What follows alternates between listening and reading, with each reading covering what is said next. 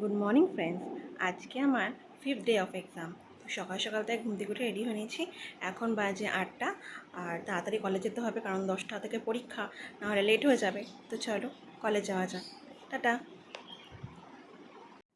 সকাল সকাল আমার ব্রেকফাস্টে ছিল ফ্রাইড রাইস আর পনিরের তরকারি। সকাল সকাল মেঘলা ওয়েদারটা আজকে খুব একটা গরম না, খুব একটা ঠান্ডাও না, ঠিকঠাকই আছে। তো মেঘলা করেছে, দেখা যাক বিকেল বৃষ্টি হয় কি না। আগের দিন তো যাওয়ার সময় প্রচণ্ড রোদ ছিল, ফেরার সময় বৃষ্টিতে ভিজে ভিজে বাড়ি এসেছি।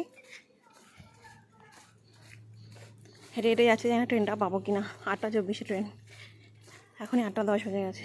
তো চলো ফ্রেন্ড, আবার পরে দেখাচ্ছি। দূরে দূরে টোটো ধরতে হবে, আর একটু চলে দৌড়াই। আজ আমার লাঞ্চে ছিল ভাত, সয়াবিন, আলু পোস্ত আর আলু ভাজা।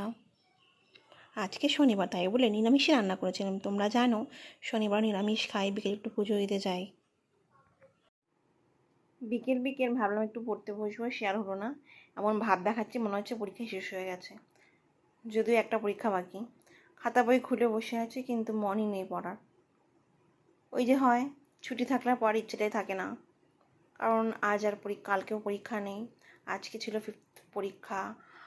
আর আবার এক্সাম আছে প্রায় 2-3 দিন পর, মানে 25 তারিখ লাস্ট। আর পড়াশোনার ইচ্ছে করছে না। তো এ ভাবতে ভাবতেই আজকে দিনটা মনে হচ্ছে কেটে যাবে, নেক্সট ডে পড়বো। ওই যে বাঙালির কথা আছে না, কাল করবো, সেই রকম। সো ফ্রেন্ডস, আজকে আমার ডিনারে ছিল রুটি আর ভেন্ডি ভাজা। তো ফ্রেন্ডস, আজকের জন্য এইটুকুই। আবার দেখা হচ্ছে নেক্সট ব্লগে। আর হ্যাঁ, সাবস্ক্রাইব করতে ভুলো না কিন্তু।